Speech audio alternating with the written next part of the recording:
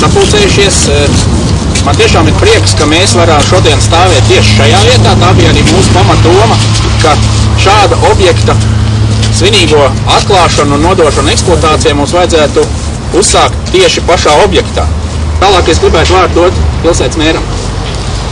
Jā, cienījamās dāmas un kungi, lai arī ir diezgan vēss šeit, bet tāda silta sajūta ir iekšēji, ka Liepājas ostai beidzot ir no Eiropas Savienības pietiekoši daudz līdzekļi atnākuši līdz Liepājai, lai mēs varētu ostas infrastruktūru uzlabot. Un Liepājas osta savulaik veiksmīgi ir sākusi attīstīties tad, kad dzelzceļi šeit tika sabūvēti. Liepājas Romnu dzelzceļš un citi vēsturiski posmi. Nu, šie ir atkal šodienai, teiksim, citi posmi un virzieni. Un, jādomā, ka vilciens, mums jau tā kaut aiz kokiem gaida to īsto brīdi, kad viņam būs jābrauc un jāiemēģina šo ceļu, viņš varēs atbraukt. Un liepājniekiem šķiet, ka šis dzelzceļš varētu dot to, ka atvieglosies, teiksim, Raņielas pārbrauktuves šķērsošana un tie sastrēgumi samazināsies. Bet, protams, ka pats galvenais, ko mēs vēlamies, ir šo dzelzceļu palielināt kravu plūsmu caur Liepājas ostu. Tālāk es gribētu vārdu dot Liepājas ceļu pārvaldes pārvaldniekam Gundaram Krievikam.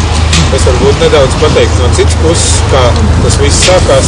Es domāju, ka dzelzceļnieki varbūt atcerās, ka tas bija 3-4 gadus atpakaļ, kad pārvaldes telpās atbrauca dzelzceļu tehniskie darbinieki no dienesta, jo mēs bijām teikuši, ka mums ir diezgan liels problēmas ar vagonu padošanu un novākšanu.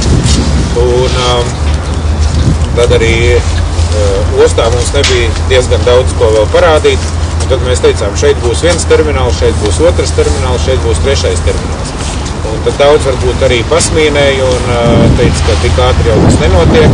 Bet tomēr paralēli izdevās mums pierādīt, ka dzelzceļš ir jāprojektē un ka jāplāno, ka pēc pāris gadiem viņam jābūt gatavam. Šodien mēs varam godīgi atrādīt, ka termināli mums ir gatavi, tie arī veiksmīgi strādā, kravu apjoms ir pieaudzis šajā sektorā, lai mums būtu nepieciešams šis dzelzceļš.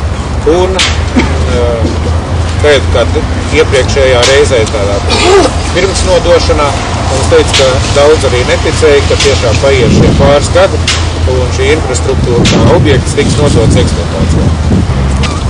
Kā jau mērkungs pieminēja, tad šis projekts ir līdzfinansēts ar Eiropas Savienības kohēzijas fonda līdzekļu palīdzību un lai mums būtu vieglāk strādāt, tad vienmēr ir palīdzīgā roka no satiksmes ministrijas puses, tāpēc vārds satiksmes ministrijas investīciju departamenta vadītājai Mārai Tapītskundzei.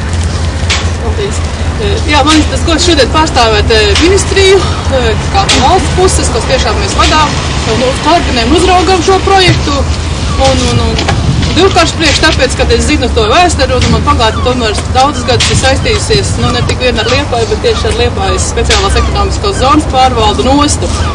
Un tāpēc gribētos atzīmēt, ka šis Liepājas konkrētais projekts un konkrētais līgums, kas tagad ir pabeigts, ir viens no vairākiem kohēzijas fonda projektiem, kas ir jau realizēts, un vēl ir 2 daļas palikušas, kas arī stipri ātri būtu jāturpina un jāpabeidz.